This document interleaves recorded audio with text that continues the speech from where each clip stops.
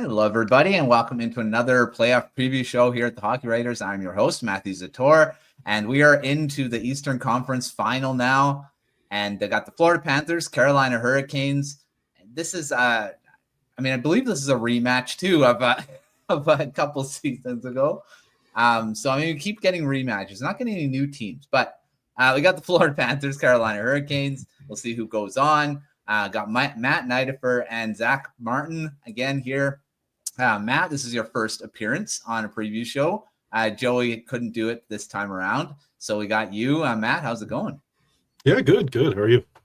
I'm doing great. The playoffs are in, of course, full swing. And Zach, you're back. I start getting tired of you, but it's hey, you know what? It's okay. Hey, Matt, it's always good to talk to you about hockey, man. It's always a fun time. So hey, it's good. A lot longer than it was last season. So you know what? We're making strides here. We're making strides. For sure. Yeah, you didn't get an appearance in the Eastern Conference Final last year, but we're here now, and this should be a good series. Both teams play, I don't know, they play pretty much similar styles, actually, which is going to be interesting to see. And that'll come up in our storylines, I'm sure. But before we get there, let's go to our journey to the Eastern Conference Final. We'll start with the Hurricanes. Zach, it's been actually a pretty short road, really. I mean, the Hurricanes have been able to take out their opponents pretty quickly.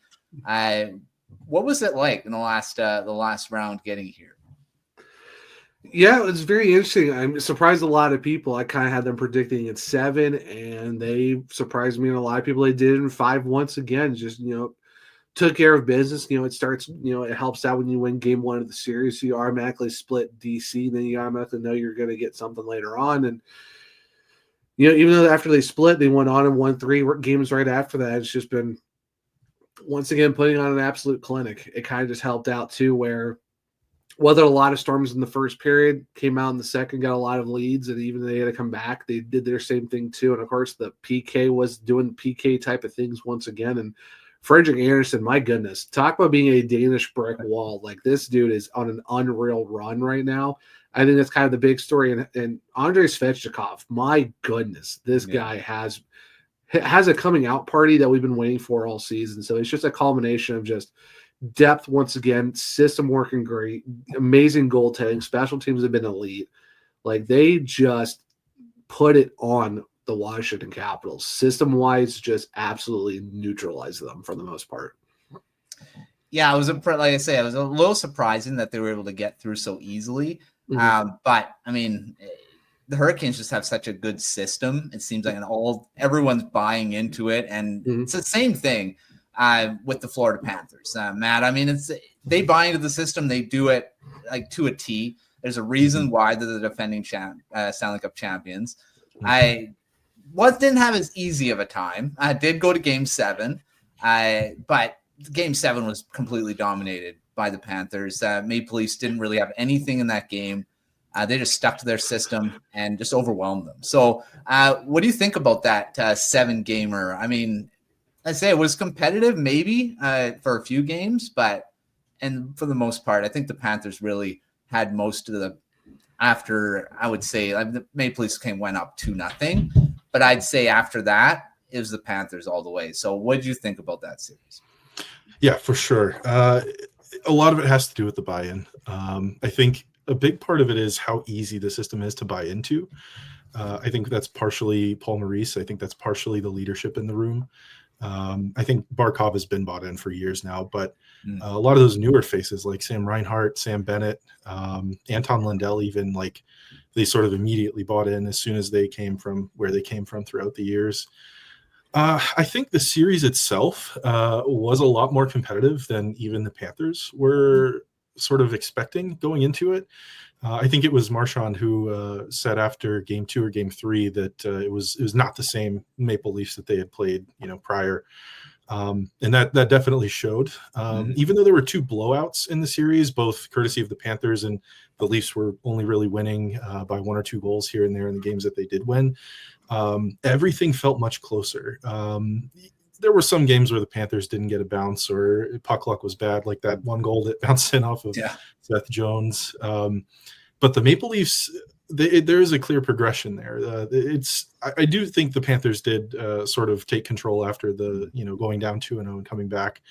I was not expecting it to go to 7 games. I hardly was expecting before the series started to even go to 6 games. But yeah, I think the Panthers buy-in is almost 75-80% of that. Sure, like I say, both teams very, very similar to that. They really buy into the head coach is what they say, and Brind'Amour versus Maurice. Maurice, of course, coached the Carolina Hurricanes way back when, but now it's gonna be a pretty interesting series, I'm gonna say. Mm-hmm. So let's jump into some storylines. And Zach, I mean, there's a lot. There's quite a few that you can probably pick from.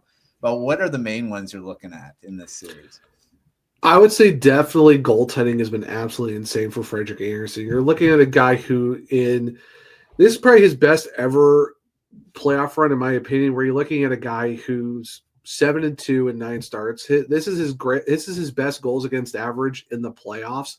How about a 136? It's 0.05 better than it was when he had a 141 with the 16 Ducks. Even then, too, his save percentage, 0.937. That's 0.10 shy of his best with that same playoff run. Does have a shutout as well. And the fact that he's done all of this in 528 minutes. In round 2 against Washington, he gave up 6 goals total in 5 games. And you're talking about a Capitals team who had a goals for of, I think it was like 14 and some change. Held them to 7 goals total, and he only allowed 6 of them. So I think I'm going to say this, Matt, is that this is a Conn Smythe run for Freddie Andersen. If the Hurricanes go to the distance with this, I believe he would be joining Cam Ward as the only 2 guys to ever win the Conn Smythe for the Hurricanes, and they're both netminders because, hey, what a way to do it. Carolina, when they win the cup, it's going to be with a goaltender, and I think that's what you're looking at with Frederik Andersen. Another big one is special teams because, Matt, we talked about going into the first round. How is it going to be with the power play? They had 3 power play goals from January to mid-April.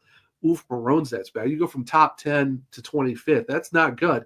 They come into this, and they are second of all the teams remaining, 28.1%, 9 for 32, and they've done this in 3 fewer games than Dallas, who's only at a 30.8.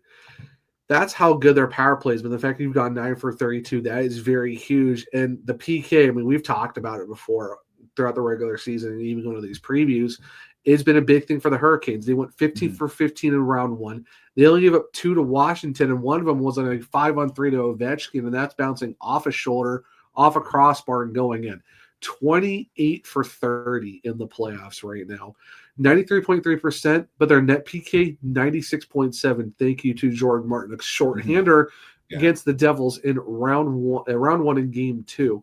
So that's kind of been the big thing is the special teams where the Hurricanes are known for their 5-on-5 play, and their big question mark was how their special teams are going to be. Well, it's safe to say their special teams right now, first in PK, second in power play for all the teams that are remaining. And even that, they're still the 4th best power play, and that's even with the Kings and the Canadiens already out. So, yeah, the special teams have been very big for the Hurricanes. And top of that, how about Andrei Svechnikov? I mean, the guy's just having, like I said, have a coming out party. 8 goals. That's 4 more than Seth Jarvis. He leads the team in goals. He's got 9 points. And the fact that he is just playing, phenomenal hockey right now. 4 goals in round 1, 4 goals in round 2.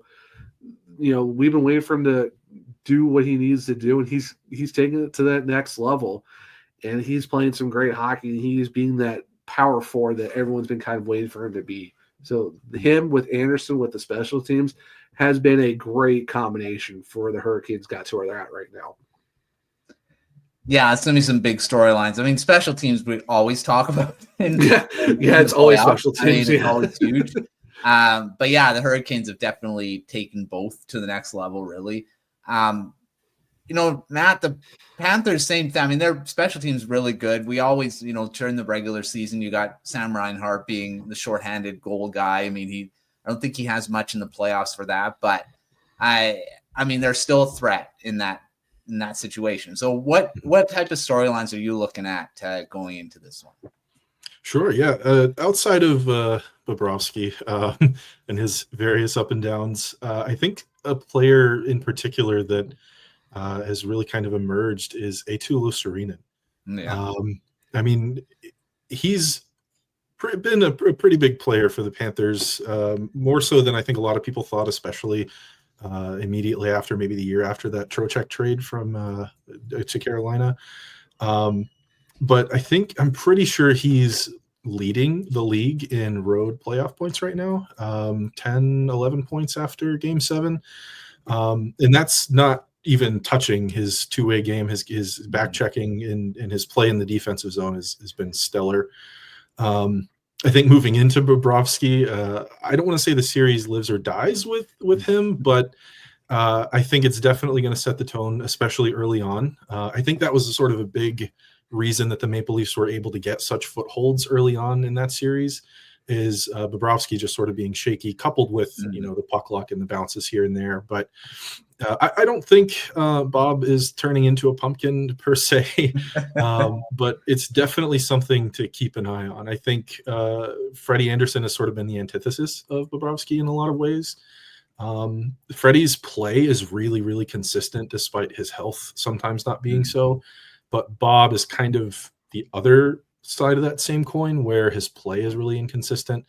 And it's kind of gotten progressively more inconsistent the further and further the players continue to go into the playoffs.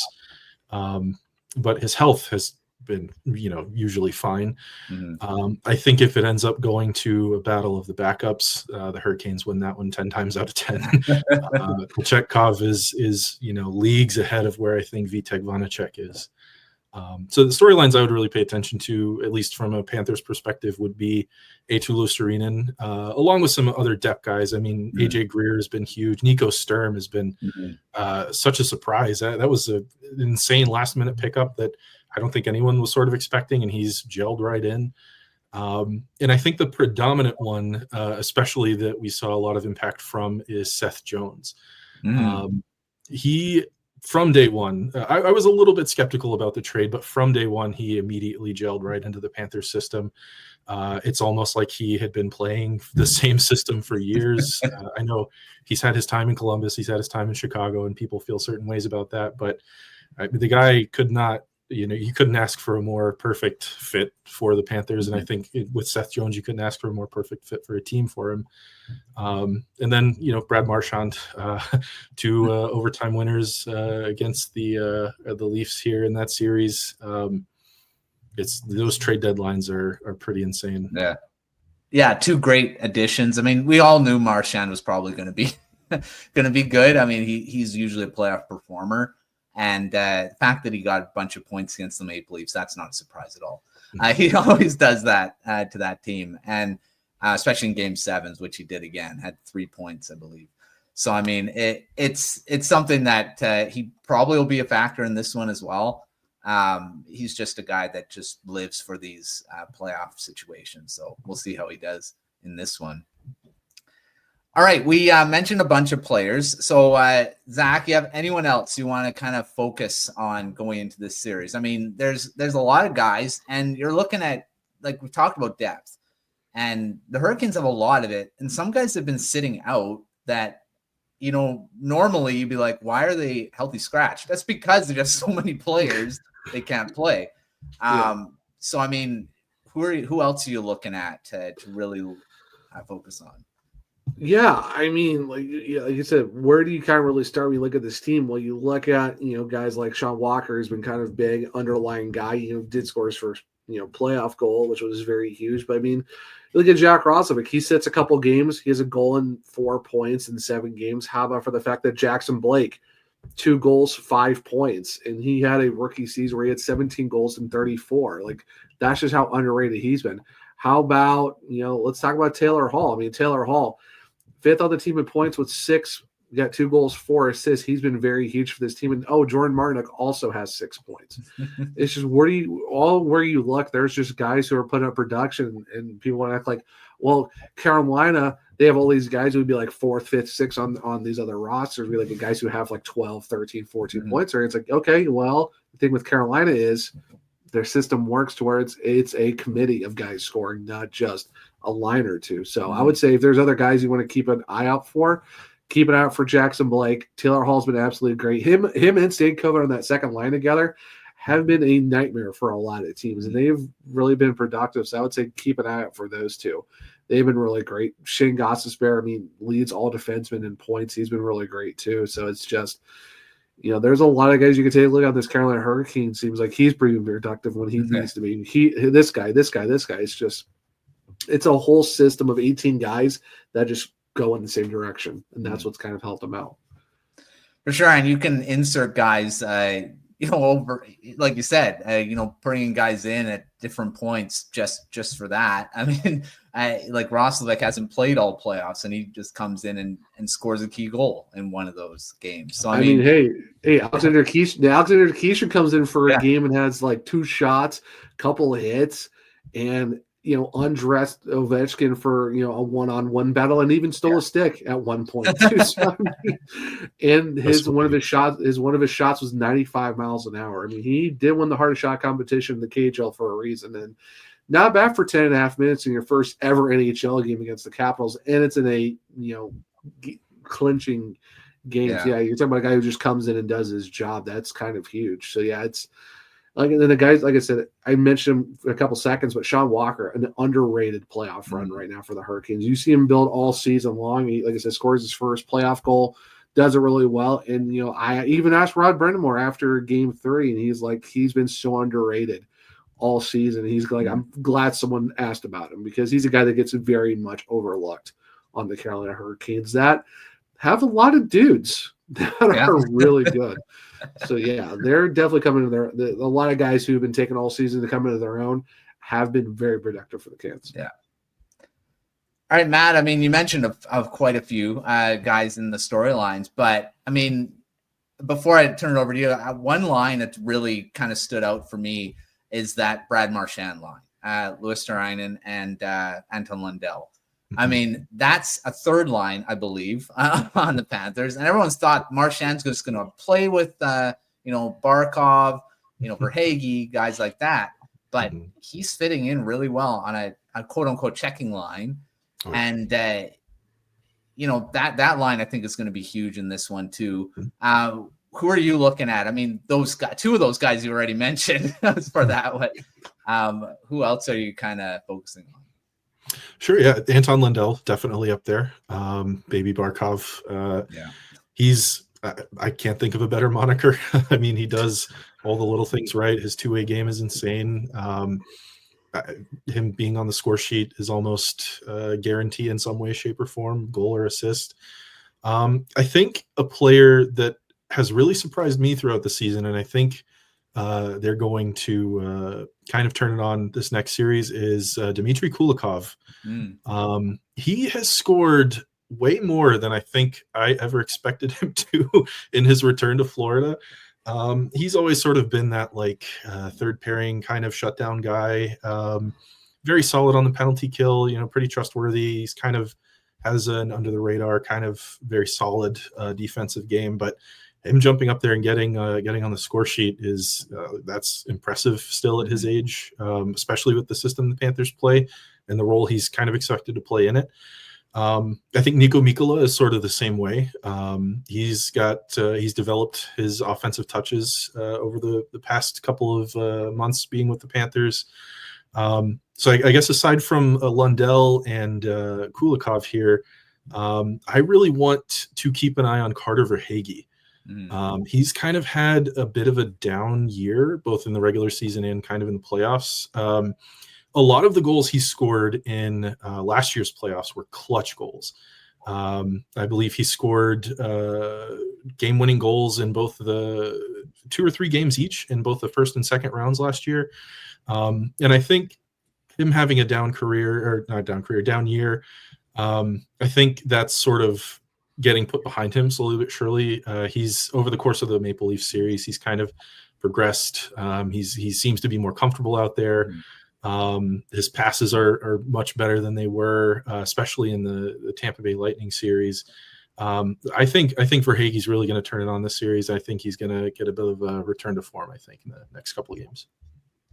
Yeah, he's been such a clutch player, scoring Game 7 goals too. I know they were mentioning one stat where he scores in Game 7s. He didn't in this one, but yeah, he's just, some guys just know they just seem to get to another level in games like that, and he's one of them, it seems. So we'll see if he can maybe return to that form in this series. All right, let's move on to our will win this series. And I'll start with you, Zach. Hurricanes will win this series if, and of course, move on to the Stanley Cup final. Yeah, it's going to be limiting their penalties. I think if they can keep doing what they've been doing, I think that's going to go a long way because, yeah, while Florida's power play is a little bit down compared to Carolina's, this still is a team who can score goals. And I think the Hurricanes are a better 5-on-5 team. Of course, Washington did score a little bit more in the 5-on-5 than Carolina did, a little bit, but not a lot. But I think if Carolina sticks to their 5-on-5 game, I think it'll be very huge. So as long as they limit what they didn't really have a lot of penalties against Washington because they didn't get into a lot of the extracurriculars. So I think if they do that again against Florida, that'll go a long way. As long as goaltending sticks up to where it needs to be, how Freddie's been, that's going to be a very big help as well. And as long as the depth of the team is scoring just as much as the three guys of Aho, Jarvis, and Svechnikov, who have a combined 29 points, and two of them have 10, and Svech has 9. As long as those guys are going along with the rest of the team, I think this will be a Carolina Hurricanes team will, one, win a Eastern Conference final game for the first time since 2006, and two, make it to the Cup final for the first time also since 2006. So I think those would be the three big key things to have that first objective done and that second objective done. And then the third, obviously, win their second ever Stanley Cup. Yeah, we'll see how that all goes. This series is going to be tight, I think. We'll get 100% later on. Matt, what about the Panthers? What do they need to do to win this series? I think the thing that's glaringly obvious to me is Sergei Bobrovsky. Again, going back to the Maple Leaf series, I think that's his kind of shaky play in the beginning, the first few games, is what allowed the Maple Leafs to get the footholds that they did. And I think if you let a team like the Carolina Hurricanes have those footholds, it's not going to be easy to climb out of the hole. I think the Hurricanes play a fantastically offensive brand of hockey, by the way. I don't see how you can call a team boring that has Seth Jarvis and Andrei Svechnikov. But I think if the Panthers goaltending doesn't live up to last year's performances, Panthers are going to find themselves in a hole pretty quick. I don't think the series lives and dies with Bobrovsky, but it definitely will be elongated if he doesn't get back to his game pretty soon. I mean, he started to look more like the Bobrovsky in the last few games here against Maple Leafs. And, I mean, he's just so good down low when you're looking at, I mean, most goalies are, but he seems to be particularly good there. But, I mean, he has had the tendency of getting, shots up high going in on him. So we'll see if the Hurricanes kind of take advantage of that. But I mean, both goalies are really good. So I mean, it could become a goaltending battle. I mean, that could happen. But every time I say that, it becomes all of a sudden we got 5-4 games and 6-5 games. I don't think that's happening in this series because I don't think both teams will allow that, but we'll see. Just as long as there's no more quadruple overtimes in game 1, I'll be definitely happy about that. Thank goodness I was not writing at the time because that would have been absolutely brutal to get that taken care of. Getting done at 2 a.m. No, sure. Thanks. No, we'll see how many overtimes to go into this one. The Hurricanes haven't had a ton of them in the playoff series. Luckily, not a lot. So hopefully, knock on wood, we kind of keep that to a minimum. For my sanity, please no. Yeah, those late nights for sure. All right, let's get to our X factors. Now, there could be a few things in here. We already mentioned special teams. That's going to be a big one. Anything else? Matt, I'll start with you on this one. An X factor for the Panthers. Sure, yeah. I think as almost with every Panthers game, comes down to Barkov and Tkachuk. Reinhart has been, incredibly solid. Insane pickup since he's been in Florida, but I think the heartbeats of the team are Alexander Barkov and Matthew Tkachuk. I struggle to find games in which both of them, or even one of the two, are really clicking, really, getting on the score sheet, or even just, making plays and driving offense that the Panthers have lost. So, yeah, for me, it's got to be one or both of those guys. For sure. I mean, I don't know if it's just me, but I haven't really noticed Matthew Tkachuk as much as last year, previous year, of course, he was just dominant. But I mean, he's still a factor, and he'll all of a sudden take over a game. So we'll see if he does that in this series. Zach, what about you for X factors? I mean, we talk about the players, we've talked about the stats. I think this X factor is going to be a big one, and it's going to be the home ice with how Lenovo Center has been. 5-0 in the playoffs for the Carolina Hurricanes. They're absolutely dominant at home. The Caniacs bring it every single night. The players talk about it all the time. I mean, even there's some of the Florida Panthers have been saying that is a tough place to play in. And I think every team has said that. And I think that's going to be a very big factor because now you got home ice once again.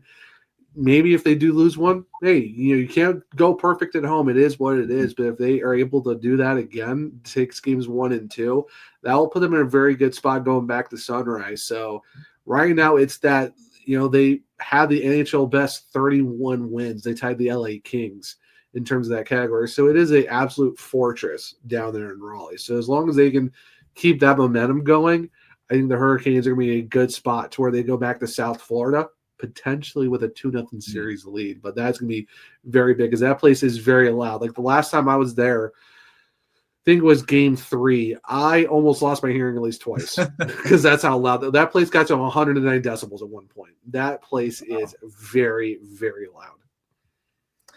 Yeah, I mean, home ice has been really big for the Hurricanes. And I mean, the Panthers did go down 0-2 against the Maple Leafs. Very true. Yeah, I'm never going to discredit Florida for what they've done the last few seasons. That is a team where they are a pain in the butt to play against. But gotta tip the cap to them because they are long live the Southeast Division. That's all I got to say about that. Long live the Southeast Division. The real puck knowers know. Yeah. Oh, we'll see how. I mean, I'm interested to see how this series will go with style wise. Is it going to be exciting or is it just going to be a bunch of checking in the corners? And I mean, both teams have exciting players. So, I mean, we'll see. And I agree with you with saying that I don't get how someone could call the Hurricanes boring because I've never said that about their system. I've watched the Hurricanes play. I don't say them as boring. But. Seth Jarvis said it perfectly. Seth Jarvis said it perfectly. If it was Toronto playing the way we were, they'd be praising them. So yeah. That really says it all. It's just, you know what? You're just mad because the Hurricanes are a team that does the storm surge. You don't like that. You didn't like us when we were fun, and now you don't like us when we're bag skating you to death.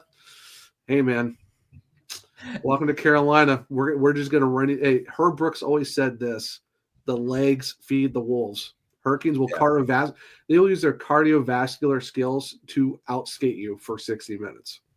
Yeah. It's true. I mean, and the Panthers play the similar type. I mean, they'll just, it's going to be relentless. We'll see which one. Who blinks first? Who blinks first? System versus system. Who's blinking first is the real thing. The Panther system almost banks on the other team not being as well conditioned. So Hurricanes, I think, are one of the best, if not the best conditioned team in the league. So it helps when your head coach can probably strap it up and go out there and play like 15 minutes a night and probably get a couple tucks in. So, I mean, they don't call him Rod the Bot for nothing. They reflect their head coach, that's for sure. Exactly. All right, predictions. Let's do our final predictions for this series. Who's going to move on to the Stanley Cup Final? Will it be the Panthers for a third straight year, or will the Hurricanes return there for the first time since 2006? So, Matt, I'll start with you. How many games and who's winning this? I genuinely think Panthers in 6. I won't be surprised if it's Panthers in 7 or even Hurricanes in 7, but I think the Panthers take it in 6. All right, Zach, what about you? Same sentiments. Flip them. Carolina in 6. Could see it in 7. Could see Florida winning in 7. Carolina does it in 6 with Freddie and net and getting it done. And then, heading to the Cup Final. So, same thing like Matt. Just kind of flip the story a little bit. Well, if you've watched these, I love Game 7, so I'm going 7 games. Shocker! I'm so shocked. I'm so surprised. And I'm going Hurricanes in 7 for this one. I really hope that I just want a different team in the final. That's my biggest thing. I want some different teams. I don't want another Panthers Oilers final. I mean that's fair. That which could. I don't think anybody does. How do you feel about an 06 rematch between Carolina and Edmonton? How about that? That one would be an interesting one. Yeah, I know what the popular answer is going to be: Carolina Dallas, because that's going to be the Rantanen series. So, which that's a big storyline. That one too would be too. So, yeah. And Panthers returning there would be a big one because Lightning did it right 3 times in the final, but didn't. Mm-hmm. Yeah, we'll see if the Panthers can repeat that. But it's gonna be a fun series. I think people may think it's gonna be boring because what's I'm saying, but I think it's gonna be exciting. I think it's gonna be good. Mm-hmm. A lot of my favorite players. I've got favorites on both sides.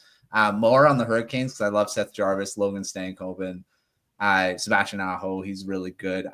There's a few players on that, and the Panthers. I really love Anton Lundell is one of my favorite players. Since he was drafted again.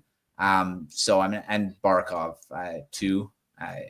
There's a few other guys. But yeah, I would say I like Carver Hagee's game. I've liked him. Yeah, he's really good. So yeah, if there's anyone in the Florida Panthers, I'm kind of like I want to see how he does.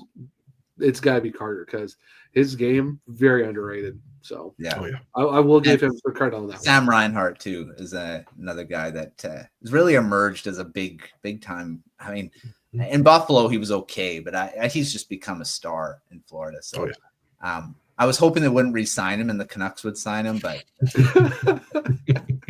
all right. Well, that's another preview. We'll see where it goes. Make sure to check out everything at thehockeywriters.com. We got a whole bunch of coverage for the playoffs going on for both these series. Got some preview pieces out there already. Lots of fun. And we'll have our recaps and takeaways like we've done throughout the playoffs here. And so make sure you're following all that. And of course, our Substack as well. So it's gonna be fun. We'll see who's here for the Stanley Cup final preview. But until then, we will see you next time.